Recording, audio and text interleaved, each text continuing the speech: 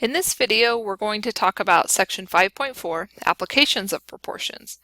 So we're going to take what we learned in 5.3 with proportions, and we're going to use those to work out some word problems. Okay. All right. So an application problems involving proportionality, remember that if it is a proportion, then it's happening at a constant rate. So the idea is if you can do something for 5 minutes, you're going to actually be able to do that for 25 minutes or 40 minutes if we extend that out.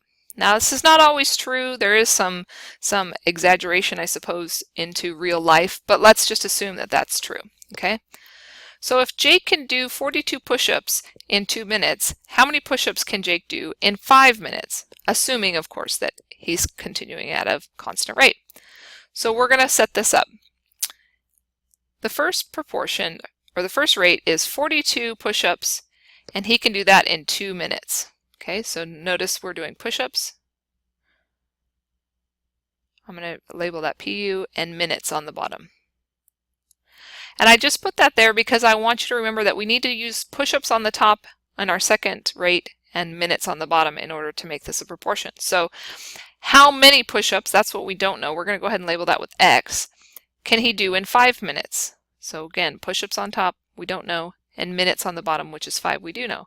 So now I have my proportion set up. We're going to go ahead and solve. Remember, we're going to go ahead and do our cross product. So 42 times 5. And that is going to equal 2 times X. Well, what is 42 times 5? You're going to have to multiply that out, and you're going to get 210. And that equals 2X. So we're going to solve by dividing by 2. And so what does X equal? Well, that's not too terribly difficult. That equals 105. But the question is 105 what? Is it 105 chickens? Is it $105? No, in this case it says how many push-ups can Jake do in 5 minutes? He can do 105 push-ups. So make sure you label your answer, or else when you're taking the test you will not get full points. Okay, if a Honda CR-V can travel 403 miles on 15.5 gallons of gas, how many miles can it travel on 24 gallons of gas? Okay, so let's go ahead and set that up. So we have 403, and we're going to set that up with 15.5 gallons, so miles, gallons, and we want to set it up the same way as miles and gallons. So we put miles as our unknown, how many miles, and 24 gallons of gas. So go ahead and use your cross products. 403 times 24, and that is going to equal 15.5 times X. Well, when I multiply this out, I'm going to get 9,672 equals 15.5x. You know what to do here. Divide both sides. And we get x equals 624. But again, the question is 624 what? Well, it's 624 miles. Okay. I want to make a note here that depending on how you work these out, you can set up this proportion in a different way and still get the same answer. So if I could also set this up as 15.5 on top and 403 on the bottom. But in this case, I would need to put 24 on the top, because again, that's gallons, and X on the bottom. That would be totally fine. Okay, this would also work.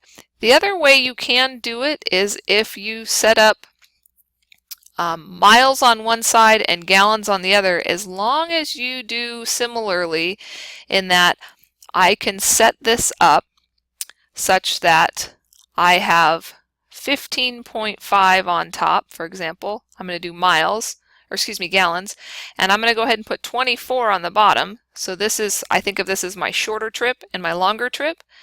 So on this side for miles, I need to do my shorter trip, 403, on top, and my longer trip, which is my unknown, on the bottom. So here's two other ways that you could set up that proportion.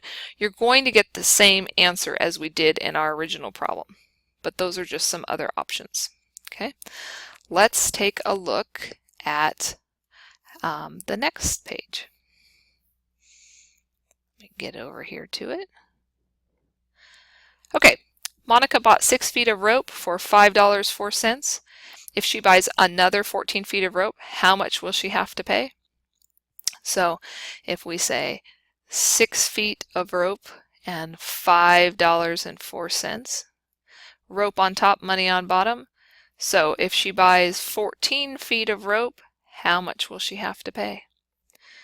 Well, I'm going to go ahead and multiply 6 times x, and that's going to equal 14 times 5.04. So when I multiply 5.04, this will give me 6x equals $70.56. So then we're going to divide by 6, and we get x equals 1176. But the answer is 1176 what? 11.76, and it's how much more will she have to pay, so that's got to be in dollars when she's paying. Okay. And then one extra example, it says, of course, think about the context of the problem, because sometimes you will have to round your answer in order for it to make sense. So a school bus can hold 45 people total. If the entire 4th grade class of 118 students is going on a field trip along with 12 adults, how many buses will they need to take? Okay, so one bus, we're going to say one bus can carry 45 people.